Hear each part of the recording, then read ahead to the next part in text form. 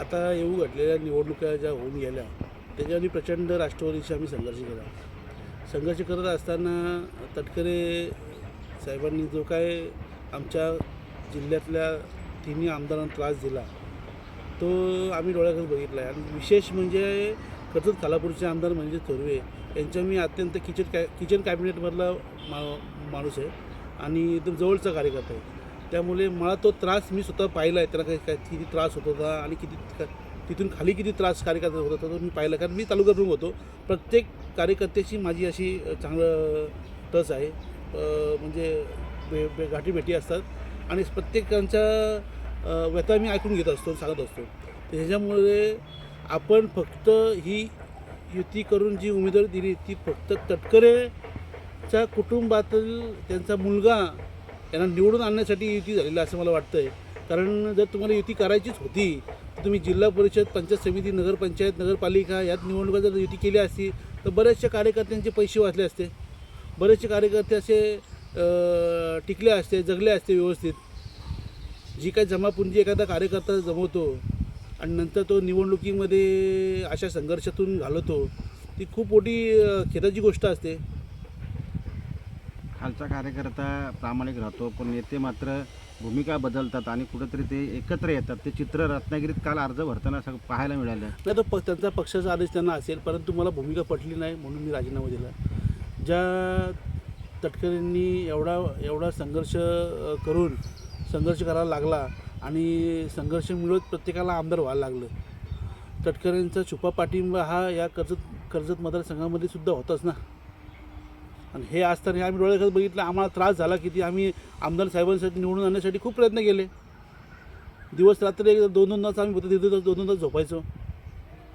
हे पाहत असताना आम्ही कसं काय एकत्र येऊन त्यांचा प्रचार करायचा हे कदापि शक्य नाही. आणि फक्त हे घराणीशाही आणि तटकरेच्या घरातल्या माणसाला निवडून आणण्याचा फक्त हा प्रयत्न आहे. आणि हे झाल्यानंतर पुन्हा आहे ते आहे यांची निवडणूक झाली. जसे खासदारकीची निवडणूक झाली, महेंद्र दळवी आमचे आमदार आणि महेंद्र दळवी आणि पलीकडे आमचे भरतशेठ गोगावले यांचा मस्त वापर केला. निवडून आले आणि त्यांच्यावर टांग फिरवली. त्यामुळे त्या कार्यकर्त्याला खाली त्रास होत राहिला. आता परत तो त्रास तसंच होणार. आता पोराची निवडणुकीसाठी परत जवळ घेणार, पुन्हा तसंच सोडणार आणि पुन्हा संघर्ष तयार होणार आणि परत तेच होणार. एरे मला माझ्या मागल्या म्हणजे ह्यामध्ये सर्वसामान्य माणूस भरटला जाणार. शिवसैनिक जेव्हा ह्यांच्या निवडणुकीला शिवसैनिकांनी जेव्हा मतदान करायला जाईल ना तर कुठल्या भावनेने करेल ती तलतलाट किती लागेल ते तटकऱ्यांना. पण म्हणून आमची मतं घेऊन घ्यायला येऊ नका, मागू नका. तुम्हाला एवढा त्या तटकऱ्यामध्ये एवढा स्वाभिमान होता ना तर युती करून लढायचा, सिंगल लढायला पाहतो त्यांनी. कोकण हा सेनेचा बालेकिल्ला आहे. सर्वाधिक आमदार सेनेचे आहेत, अवघे 2च आमदार राष्ट्रवादीचे आहेत. तरी देखील शिवसेनेचा इतका सगळा मागणी असताना देखील ती मागणी धुडकावून राष्ट्रवादीला उमेदवारी देण्यात आली. सर्वात जास्त मतदार हे आमचे शिवसेनेचे आहेत, शिंदे सेनेचे. आणि आमची भूमिका जास्त होती की आम्हाला ज्याची हे जास्त संख्या जास्त, ज्याची संख्या जास्त त्याचा मुख्यमंत्री असतो. जास्त संख्या जास्त त्याला उपमुख्यमंत्री भेटला.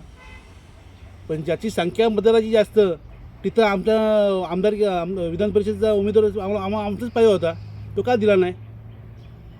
जर रायगडमध्ये एकच आमदार राष्ट्रवादीचा आहे आदित्य तटकरे या एकच आहेत आणि त्यांना पालकमंत्री देता.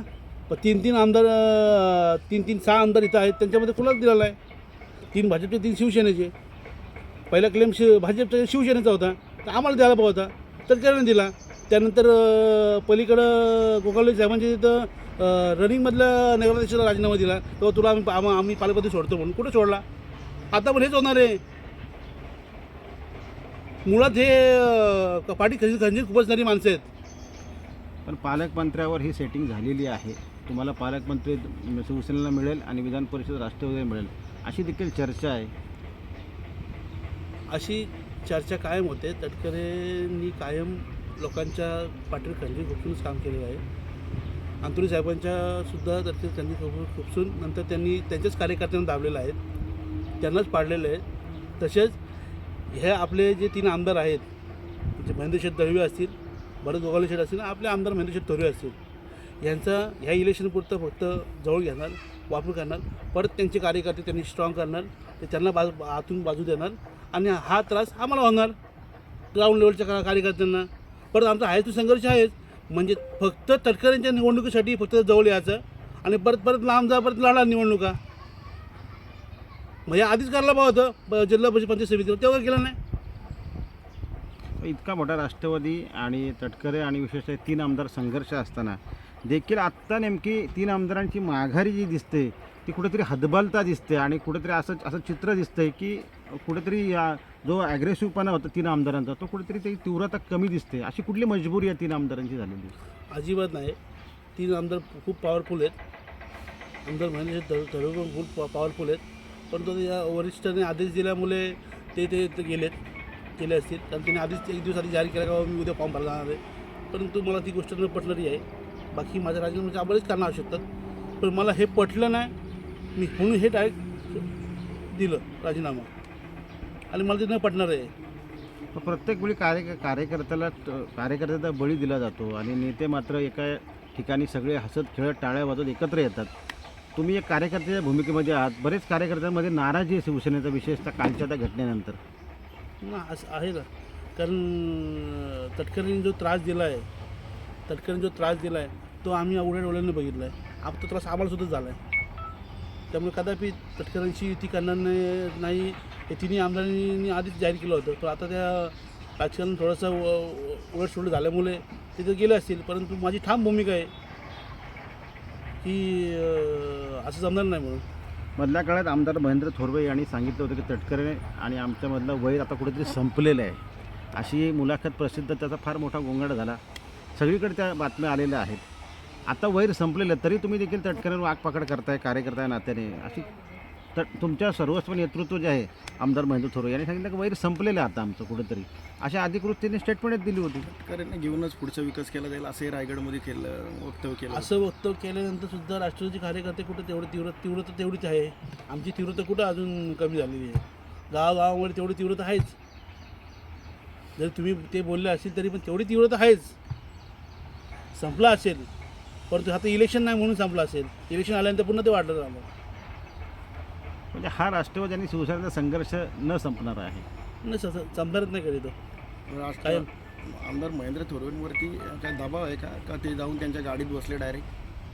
नाही, ते मला माहिती नाही. काय सोशल मीडियावर तुम्ही पाहत नाही? पाहिलंच नाही, मी बघितलंच नाही. चिंतेमध्ये गाडीत बसले ते पाहिलंच नाही. जे मी पाहिलं नाही ते बोलणारच नाही, मला माहितीच नाही. पण आमदारांची भूमिका देखील अनेक शिवसेनेत बोलत जरी नसला तरी त्याला ती पटलेली नाही आहे, अशी देखील मोठी कुजबूज आहे. वरिष्ठांचा आदेश असल्यामुळे आमदार साहेब ते गेले असतील, परंतु ती भूमिकाच आम्हाला मान्य नाही. कारण आम्ही जर त्यांनी युतीच करायची होती तर मागील जिल्हा परिषद, नगरपालिका, पंचायत समिती, नगरपंचायत, ग्रामपंचायत यांच्यात करायला पाहिजे होती. असं काही दिसलं नाही. ह्या पट्ट्यामध्ये आम्ही विरोध लढलो, त्या पट्ट्यामध्ये भाजपच्या सोबत ते लढले. यावेळी तर आम्ही भाजपसोबत लढलो उत्तर दक्षिणमध्ये. पण राष्ट्रवादी आमची विरोध होती कायम. आणि तोच होणारा त्रास आणि झालेला त्रास उघड्या डोळ्याने आमदार महेंद्र थोरवे यांच्यासोबत मी राहणार आहे. परंतु जो त्रास होत होता तो मी डोळ्याने बघत होतो, त्यामुळे ती भूमिका मला मान्य नाही, म्हणून मी राजीनामा दिला. काल तुमची एक फेसबुकवर पोस्ट आहे आणि मी छत्रपतींचा मावळा आहे, आता मात्र माघार मी घेणार नाही, यावेळी मी मावळ्याच्या भूमिकेमध्ये आहे, राजीनामा मागे घेणार नाही. संदेश पाटील खरोखर राजीनामा मागे घेणार नाही आहे, तुम्हाला म्हणवण्याचा अनेक प्रयत्न सुरू आहेत वरिष्ठ पातळीवर, आम्हाला ती माहिती आहे, पण आता मात्र माघार नाही. ती भूमिकाच मान्य नाही, ते कसं काय त्या विचाराची कसं ठरवू करणार? सत्ता येईल जाईल, विचार न पटणाऱ्या गोष्टी आहेत, त्यामुळे जमणारच नाही.